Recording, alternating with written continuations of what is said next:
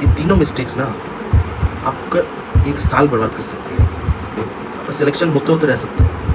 इन तीन मिस्टेक्स को नहीं करना है।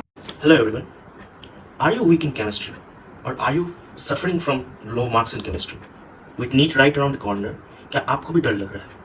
ऑब्वियस सी बात है, डर लगना चाहिए, बट क्या आप इसके लिए कुछ कर रहे हैं? I will keep it concise क्योंकि आपका भी टाइम वेस्ट ना हो।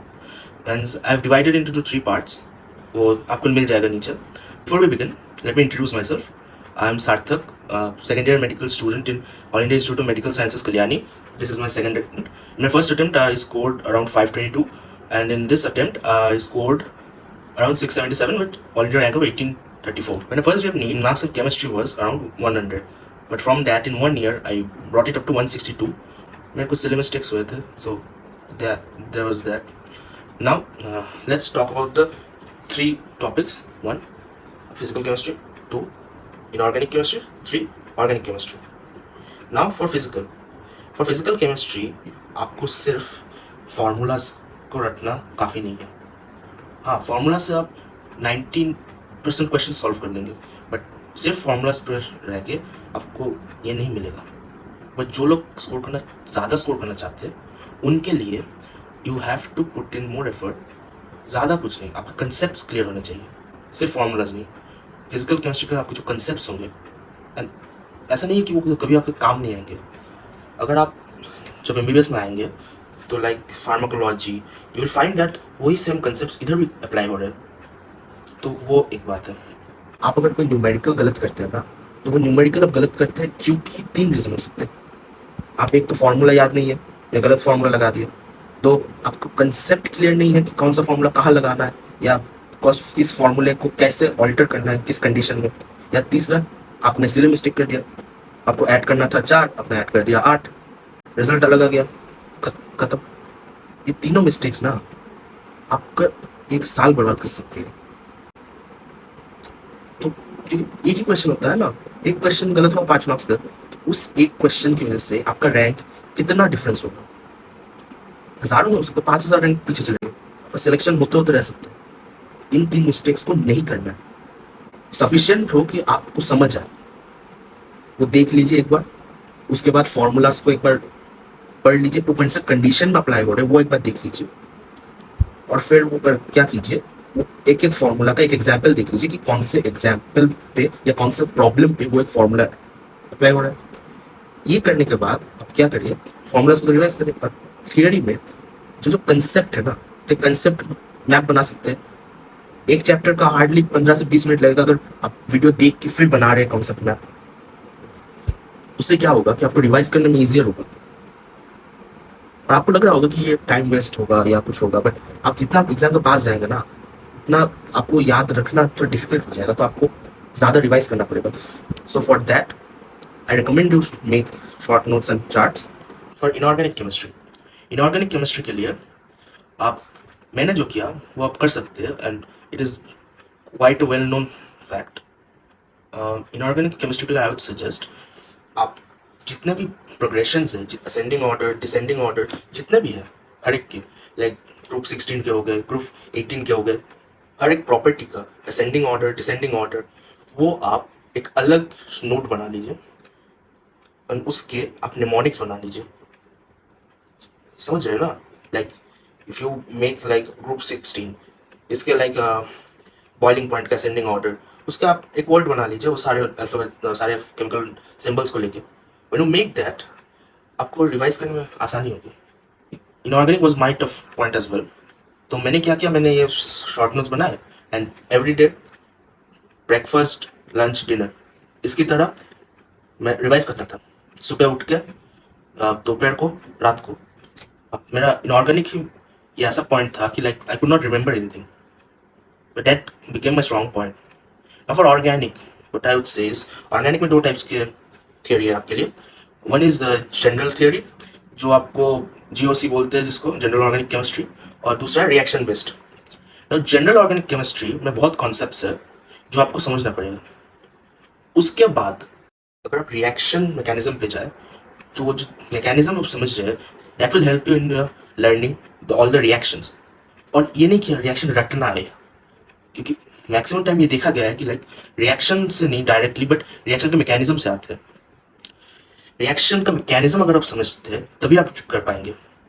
और ये छोटी छोटी चीज़ें ना, यही डिफरेंस बनाती है सर लेके 160। ये छोटी चीज़ें अभी क्योंकि 30 डेज बाकी है सिर्फ नीट के एग्जाम को, सिर्फ 1 मंथ बाकी है नीट के एग्जाम को। सो आई वुड सजेस्ट कि आप पहले आइडेंटिफाई करें कि आप कहाँ स्टैंड कर रहे हैं। मॉक टेस्ट के मार्क्स के बेसिस पे, मॉक टेस्ट के मार्क्स के बेसिस पे आप जो अपने आप को कैटेगराइज करेंगे वो मॉक टेस्ट स्टैंडर्ड होना चाहिए। लाइक किसी भी वेल एस्टेब्लिश्ड कोचिंग का मॉक टेस्ट लगा लीजिए। मैंने जैसे एलन का लगाया था, आकाश का लगाया था, आप किसी भी कोचिंग का लगा सकते हैं। नाउ आप देखिए उसमें केमिस्ट्री का आपका स्कोर कैसा है, फुल सिलेबस और पार्ट सिलेबस का अब टाइम नहीं है। फुल सिलेबस जितने भी लगाए आप उसका देखिए, उसमें अगर आप 100 से नीचे है, अगर आप 100 से नीचे है तो आप पहले करिए कि मिस्टेक्स को एनालाइज करें, फिर देखिए कि कहाँ गलती हो रही, तो वो एनालाइज में आ जाएगा। उसके बाद कौन कौन से चैप्टर से ज़्यादा गलती हो रही, उसके बाद जिस चैप्टर से ज़्यादा गलतियाँ हो रही है उस चैप्टर को एक बार फिर से पढ़ लीजिए।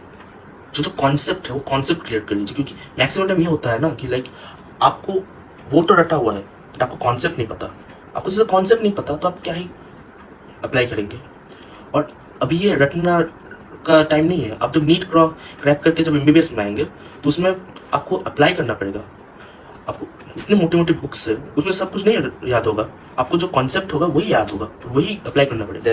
देन सेकंड कैटेगरी है जो 100 to 150 के रेंज में स्कोर कर रहे हैं। For them I would advise कि फर्स्ट अपना एरर एनालिसिस कीजिए। एरर एनालिसिस के बाद आप क्या कर सकते हैं, अगर आपके फिजिकल में प्रॉब्लम है, फिजिकल में अगर प्रॉब्लम है तो लाइक फॉर्मूलास को क्लियर कीजिए। अगर आपकी इनऑर्गेनिक में प्रॉब्लम है तो वो चार्ट्स, प्रोग्रेशंस, वो सब वेरी इंपॉर्टेंट। एंड अगर ऑर्गेनिक में है फिर भी कॉन्सेप्ट का ही प्रॉब्लम होता है मेनली। अब 150 के अबव जो है और उनको और भी लाइक 170, 180 तक जाना है तो उनके लिए they have to maximise the mock test frequency. जितना हो सके मॉक टेस्ट दीजिए, जितना हो सके। Like in my time last महीने में I gave around per day 2 so around 30 to 40 I gave around that time. But सिर्फ देना ही काफ़ी नहीं होता, इसका एनालिसिस भी करना होता है। और एनालिसिस आप अगर नहीं कर पा रहे तो उसका एक वीडियो मैं डाल दूंगा इधर, आप देख लेना। Analysis is very important for this and also is short note. अभी आप बड़े नोट्स पढ़ नहीं सकते, आपके जो लॉन्ग नोट्स है उनको कंसाइज अगर किया हुआ है तो very good, on the right track. अगर नहीं किया है तो अभी मौका कर लीजिए, because if you don't do it now आपको रिग्रेट रहेगा कि आप कर सकते थे बट आपने किया नहीं। ये शॉर्ट नोट्स है ना, देखिए let me tell you something frankly, NEET is a aim of how much you revise a single note than how many sources you revise.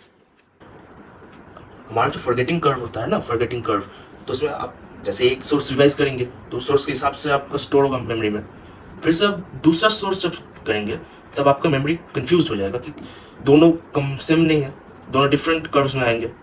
Also let's talk about क्या books मैंने follow किया। For chemistry, use a standard textbook that is NCERT.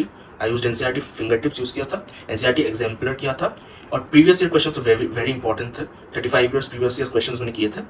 उसका book कहीं भी मिल जाएगा आपको, और book नहीं मिल रहा तो एक ऐप है जो लिंक में है, उसको अलावा मैंने कोचिंग का मॉड्यूल्स तो सॉल्व नहीं किया एज सच, बट एक बुक मिली मुझे MCQ की, उसका मैं फोटो इधर दे दूंगा। अब अगर आपका सिलेबस अभी कंप्लीट नहीं हुआ तो उसके लिए आप कर सकते हैं कि जो पहले तो आप देख लीजिए कि कौन सा चैप्टर सबसे वेटेज में है। जो चैप्टर जितना वेटेज में है, सारे टॉपिक्स इक्वल नहीं होते, कुछ टॉपिक्स हाई वेटेज में होते हैं, कुछ मीडियम वेटेज, कुछ लो वेटेज। ये वेटेज आता है कि उस टॉपिक से कितने क्वेश्चन आ रहे हैं पर साल लास्ट 10 ईयर्स के एनालिसिस के लिए। उस हिसाब से पहले प्रायोरिटी इज वो मेजर जो टॉपिक्स है जो हाई वेटेज है उसको पूरा कंप्लीट करना है। कैसे कंप्लीट किया जाए?